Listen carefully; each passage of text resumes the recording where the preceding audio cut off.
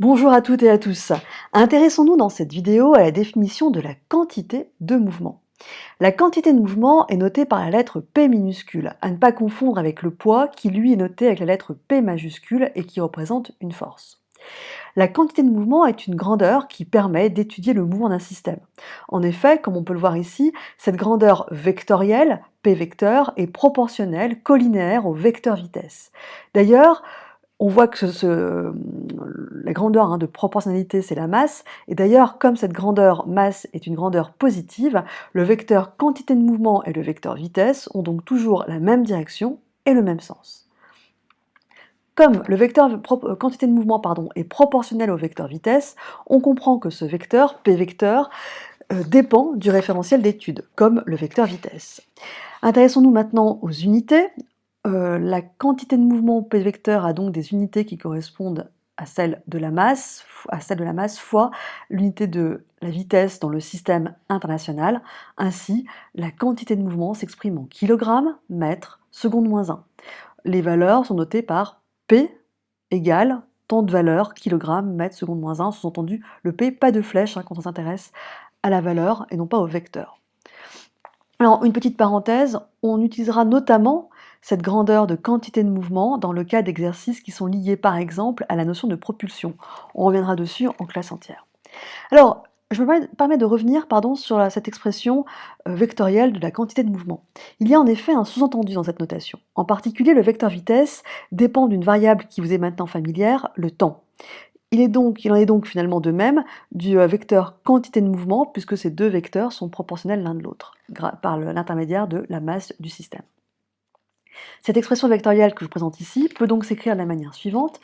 P vecteur de t égale la masse du système fois le vecteur vitesse de t, entre guillemets. Sous-entendu, quantité de mouvement dépend du temps, vecteur vitesse également. Alors, donc ici, j'ai mis en rouge, j'ai explicité en rouge la variable temps. Quand le vecteur vitesse varie au cours du temps, quand il varie en direction et ou en sens et ou en valeur, il en est donc de même du vecteur quantité de mouvement. Alors faisons un petit peu de mathématiques, pas d'affolement. Je vous propose de dériver membre à membre l'équation, de dériver plus précisément par rapport au temps, puisque ces deux vecteurs, P vecteur et V vecteur, dépendent de manière sous-entendue du temps. D'où cette notation dp par rapport à dt, enfin dp sur dt, donc la dérivée de la quantité de mouvement par rapport à la variable temps, est égale à la dérivée de la masse fois le vecteur vitesse qui dépend du temps par rapport au temps. Alors, il ne faut pas qu'on s'arrête aux notations. Les règles qu'on a vues en mathématiques s'appliquent également ici. Il est possible de sortir la masse de cette dérivée, puisqu'ici, il y a un sous-entendu dans mon discours que la masse est considérée comme constante dans ce cadre-là au cours du temps, qu'elle ne varie pas. Donc on se met dans un cas particulier où la masse du système n'évolue pas.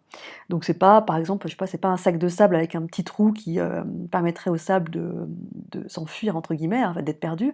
Non, là on a bien un sac qui est bien fermé avec du sable dedans. La masse de ce sac, par exemple, n'évolue pas. Alors ainsi, si on suppose que cette masse est indépendante du temps, on peut donc la sortir, entre guillemets, de cette dérivée par rapport au temps. D'où la notation, la dérivée de la quantité de mouvement par rapport au temps est égale à la masse du système fois la dérivée de la vitesse par rapport au temps. Et dans cette nouvelle expression, que reconnaît-on? Qu'est-ce que la dérivée de la vitesse par rapport au temps? Eh bien, j'entends d'ici vos neurones en ébullition crier accélération, et ils ont bien raison de se faire entendre de la sorte, puisque c'est effectivement le cas, c'est bel et bien l'accélération. Ainsi, on peut écrire la dérivée de la quantité de mouvement par rapport au temps comme étant égale à la masse du système fois l'accélération. Alors cette formule n'est pas à apprendre rigoureusement par cœur. La formule qui est à apprendre par cœur, c'est l'expression de la quantité de mouvement, P vecteur est égal à m fois V vecteur. Comprendre que P vecteur dépend du temps comme le vecteur vitesse dépend du temps. Et ce que je vous demande, c'est de savoir retrouver en un clin d'œil l'expression vectorielle qui est actuellement sur l'écran. Cette expression sera en effet à exploiter dans l'expression de la deuxième loi de Newton. Là encore, nous reviendrons dessus un peu plus tard en classe. Il ne nous reste plus qu'à nous approprier cette notion dans des activités expérimentales ou dans des exercices, et je vous dis à bientôt.